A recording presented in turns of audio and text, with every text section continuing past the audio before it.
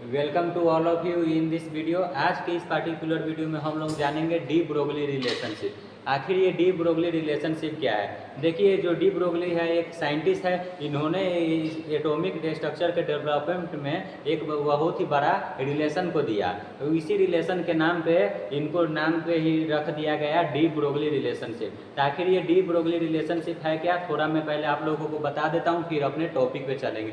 देखिए, D Broglie relationship किसके लिए है? मूविंग पार्टिकल के लिए है। जैसे कोई एटम है, एटम में इलेक्ट्रॉन प्रेजेंट है, तो इलेक्ट्रॉन होता है मूविंग कंडीशन में होता है। मूविंग कंडीशन में होने के कारण वह क्या करता है? वेव को प्रोड्यूस करता है। जो कोई भी मूविंग पार्टिकल होगा तो उसके अंदर वेव होगा। तो जो वेव होता है उसका क्या नेचर है, उसका क्या वेवलेंथ है, इस सब को निकालने के लिए, उसकी जानकारी देने के लिए हम डी ब्रोगली रिलेशनशिप इक्वेशन का यूज करते हैं। तो आइए पहले ही डी ब्रोगली के बारे में जानते हैं, फिर इसके बाद हम उस इक्वेशन को ड्राइव करेंगे आखिर ये क्या है। तो चलिए अपने टॉपिक पे आते हैं, देखते हैं टॉपिक क्या कह रहा है। मैं यहाँ पे पेन चूज कर लेता हूँ। देखिए, टॉपिक का नाम है डी ब्रोगली रिलेशनशिप। ये हमारे एटॉमिक स्ट्रक्चर के डेवलपमेंट में इनका काफ़ी ज़्यादा योगदान है। और ये रिलेशनशिप क्या दी है उसके बारे में जानेंगे।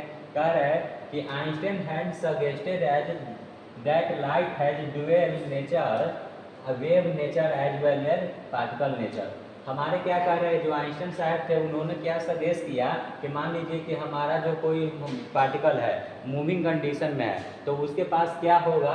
कह रहा है कि light dual wave nature as well particle nature. उसके पास कोई भी हमारा मूविंग पार्टिकल है तो उसके पास वेव होगा, वेव नेचर होगा, और उसके साथ मूविंग पार्टिकल के साथ लाइट नेचर भी उसके साथ इंक्लूड होगा अगर कोई पार्टिकल मूविंग कर रहा है तो। कह रहा है कि इन 1924 यानी 1924 में de Broglie suggested that just light all moving body also have dual nature. क्या कह रहा है कि 1924 में जो हमारे डी ब्रोगली साहब थे उन्होंने एक बात को सजेस्ट किया। वो बात क्या था कि कह रहा है कि लाइट ऑल मूविंग बॉडी, जितने भी हमारे मूविंग बॉडी है उनके पास हमारा कुछ नेचर होता है। नेचर क्या होता है? तो उनके पास कुछ लाइट होता है, जो लाइट होता है, और वो जो वेव होता है उसी का एक्चुअल में लाइट होता है। कोई भी मूविंग बॉडी है तो वेव को प्रोड्यूस करता है, जिसको तरंगदैर्घ्य बोलते हैं, और उसके पास लाइट नेचर होगा। आगे क्या कर रहा है कि he suggested a moving body behave as a particle as well as wave. उन्होंने क्या सजेस्ट किया कि कोई भी हमारा जो मूविंग बॉडी है वो किस प्रकार का उसका प्रकृति होगा, उसके पास वेव के साथ साथ क्या होगा, वही कह रहा है कि पार्टिकल एज वेल वेव, उसके साथ वेव होगा, मूविंग पार्टिकल भी होगा, लाइट भी उसके पास होगा। वह उसका नेचर बन जाएगा अगर कोई बॉडी मूविंग कर रहा है तो। आगे क्या है, दिस मीन्स दैट, मतलब इसका मतलब electron behave as a particle also behave like a wave. इसका मतलब यह निष्कर्ष निकलता है कि हमारा इलेक्ट्रॉन भी मूविंग कंडीशन में रहता है, वो भी मूव करते रहता है, तो जरूर इसके पास भी हमारा लाइट होगा और वेव होगा। क्योंकि इससे पहले हम अभी डी ब्रोगली साहब बताए थे कि कोई भी मूविंग बॉडी है उसके पास वो वेव प्रोड्यूस करेगा, उसके पास ड्यूअल नेचर का लाइट होगा, उसका प्रकृति कुछ उस प्रकार का होगा। तो ऐसा देखा गया कि इलेक्ट्रॉन भी मूविंग कंडीशन में रहता है तो इसके पास भी वेव होगा और ये लाइट नेचर का होगा। तो इसी इलेक्ट्रॉन पर इन्होंने रिसर्च कर कुछ इक्वेशन दिए हैं, रिलेशनशिप को ड्राइव किए, उसके बारे में जानते हैं। इतनी बातें आप लोगों को समझ में आ चुकी होगी, आप इतना को नोट डाउन करेंगे। चलिए इसके आगे के पार्ट को देखते हैं क्या कहना चाह रहा है।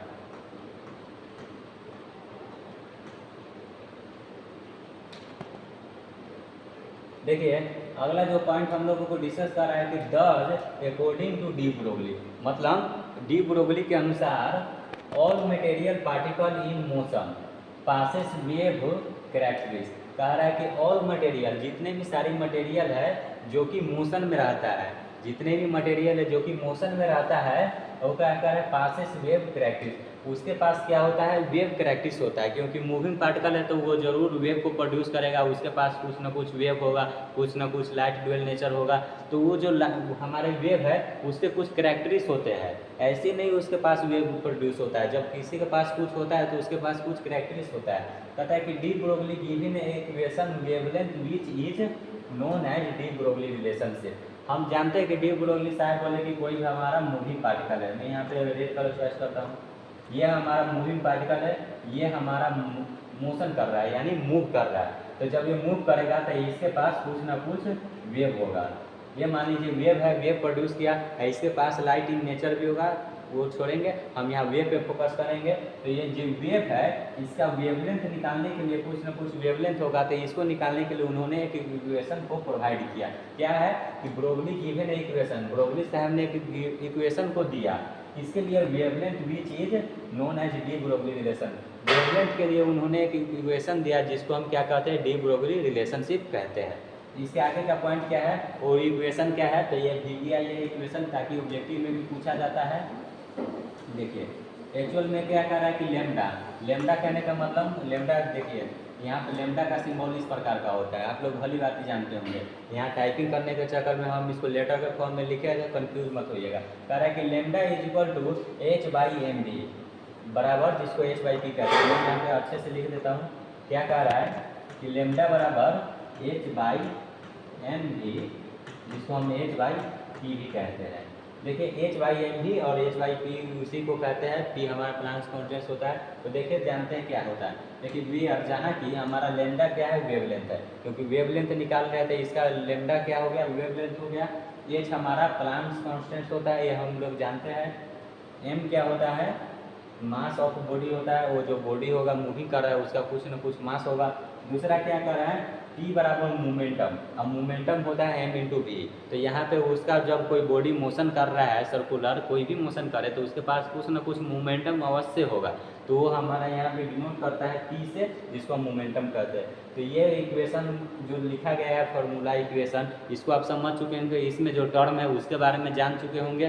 तो ये ही हमारा इक्वेशन है, डी ब्रोगली के साथ दिया गया। इसके आगे का जो हम रिलेशनशिप देखते हैं, इसको कैसे डिराइव किया गया। एक्चुअल में तो फार्मूला हमको दे दिए, लेकिन ये एक्चुअल में इसको निकाला कैसे गया है, आइंस्टाइन साहब थे, उनके कुछ ई बराबर mc² होता है फार्मूला, उससे और उसकी हेल्प से अपने कंबाइन करके एक फार्मूला डिराइव किया गया।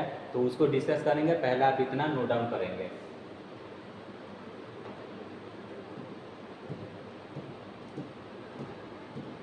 चलिए अब इसके रिलेशन पे देखते हैं। अगर एग्जाम में पूछा जाए तो आप लिख देंगे आसानी पूर्वक। देखिए इसके रिलेशन क्या हम लोगों को बोलता है उसके बारे में जानते हैं। कह रहा है कि derivation of D Broglie relationship, हम लोग पढ़े थे कि लेमडा बराबर होता है h/mv होता है, इक्वल टू हम h/p भी लिख सकते हैं। ये हमारा डी ब्रोगली साहब दिया गया इक्वेशन है। तो इसको कैसे डिराइव किए हैं उसके बारे में हम डिस्कस करते हैं। क्या कह रहा है कि the relation may be derive by combining Max Planck's constant and Einstein equation. Einstein equation क्या होता है, ई बराबर mc² होता है, आइंस्टाइन का इक्वेशन है। इसके ऊपर और क्या करा, प्लांक्स कांस्टेंट जो होता है, इन दोनों के बेस पे हमारा डी ब्रोगली साहब ने एक इक्वेशन दिया उससे रिलेट करके।